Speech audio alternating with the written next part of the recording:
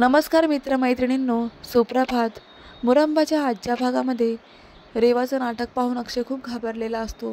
रेवाच्या अंगाला पूर्ण रक्त भरलेलं असतं आणि ती स्वतःशीच म्हणत असते की मी मुकादम परिवारातल्या प्रत्येक व्यक्तीचा बदला घेणार, सर्वांना बरबाद करणार, मी सर्वांचा मर्डर करणार. आणि हे ऐकून अक्षय खूप घाबरतो. पण थोड्या वेळात अक्षयला जाग येते आणि मग त्याला कळतं की हे स्वप्न होतं आणि तो खूप घाबरलेल्या अवस्थेत ओरडू लागतो. आता त्याचा आवाज रमा ऐकते. रमा धावतच अक्षयकडे येऊन विचारपूस करू लागते. रमा म्हणते की अक्षय, काय झालं? इतका का घाबरलायस तू? काही स्वप्न पडलं का तुला? मग अक्षय सांगू लागतो की हो, मला खूप भयानक स्वप्न पडलं. त्यात रेवा होती आणि रेवा पूर्ण रक्ताने भरलेली होती आणि ती आपल्या सगळ्यांना मारणार आहे असं स्वप्न होतं. तर रमा म्हणते की छे, हे खोटं आहे, असं काही होणार नाही, तुम्ही शांत व्हा अगोदर. तर पुढे आता अथर्वला शशिकांत दिसतो. ते दोघंही हात मिळवतात आणि एकमेकांची ओळख करत असतात. तर आता आजी अथर्वची ओळख शशिकांतला म्हणतात की हे बघ, हा अक्षयचा जुना मित्र आहे आणि तो आपल्याकडे काही दिवसांसाठी राहायला आला आहे. आता आजीचं बोलणं ऐकून शशिकांत खूप खुश होतो आणि म्हणतो की अच्छा, अक्षयचा मित्र आणि माझ्याशी ओळख करतोय, मग मला तर संधी घ्यायलाच हवी. तर पुढे आता रेवा छानपैकी तयारी होऊन ऑफिसला जायला निघते. तिने असं एकदम लवकर उठून तयारी केलेलं पाहून आजीला आश्चर्यच वाटतं. आजी म्हणतात की रेवा, तू इतक्या लवकर ऑफिसला निघालीस? अगं, रोज तर तू ह्या वेळेला लोळत पडलेली असतेस आणि मला 10 आवाज देऊन तुला उठवावं लागतं. पण आज तर सूर्य काय पश्चिमेला उगवला की काय आणि तिला चिडवू लागतात. आता रेवा बाय न करताच बाहेर निघून जाते.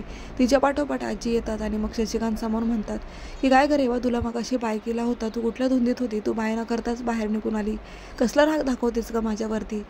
रेवा म्हणते की आजी, माझं चुकलं, खरंच माझं लक्ष नव्हतं. मग आता आजी म्हणतात की अगं, घरातल्यांशी नीट बोलत नाही, पण तो पाहुणा मुलगा आला, त्याच्याशीसुद्धा तुला नीट बोलता येत नाही का? तो तुझ्याशी बोलत होता आणि तू बाहेर रागाने निघून आली.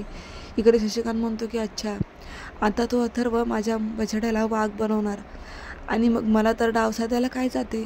मीही आता अथर्वला माझ्या बाजूने करणार. इकडे अथर्व आणि अक्षयचं बोलणं चालू असतं. अथर्व अक्षयला म्हणू लागतो की त्या रेवाबद्दल कितीही बोललं तरी कमीच आहे.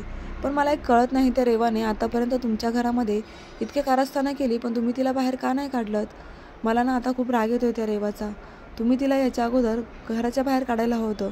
तुम्ही तिला राहायला जागा दिली, तिला नोकरी दिली, पण तिला त्याची किंमत आहे का? मग आता अक्षय म्हणतो काय ना अथर्व, घरातले सर्वच रेवाचा राग नाही ना करत.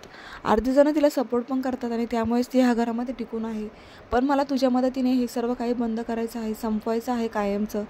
तर मग हा भाग इथे संपतो. पुढील भागामध्ये अथर्व आता रेवाला भेटलेला असतो आणि पुन्हा तो रेवाबरोबर जबरदस्ती करू लागतो. तिला धमकावत असतो की अभिजित आणि तुझा फोटो मी घरच्यांना दाखवणार, तुझी वेळ जवळ आली रेवा. रेवा खूप घाबरलेली असते. तर अक्षय इकडे विचार करायला लागतो, कारण आता अक्षयलाही कळालेलं असतं अभिजित आणि रेवाचं नाटक.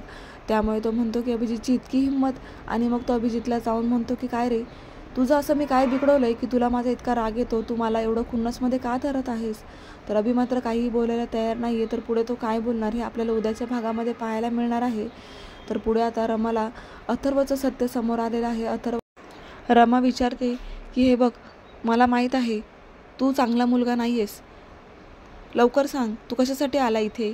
मग आता अथर्व म्हणतो की मुकादम परिवाराला बरबाद करायला. आता हे ऐकून खूप मोठा धक्का बसलेला आहे रमाला. म्हणजे रमाचा संशय खरा ठरलेला आहे. तिला आधीपासूनच अथर्ववरती डाऊट होता आणि फायनली त्याने स्वतःच्या तोंडाने ते कबूलसुद्धा केलं. तर आता खूप रंजक वळण आलेलं आहे प्रेक्षकांनो. रमा आता ही गोष्ट अक्षयला सांगणार आहे. तर आता पुढे काय होणार हे पाहण्यासाठी चॅनलला सबस्क्राईब करा, नोटिफिकेशनसाठी बेल आयकॉनवर क्लिक करा. धन्यवाद.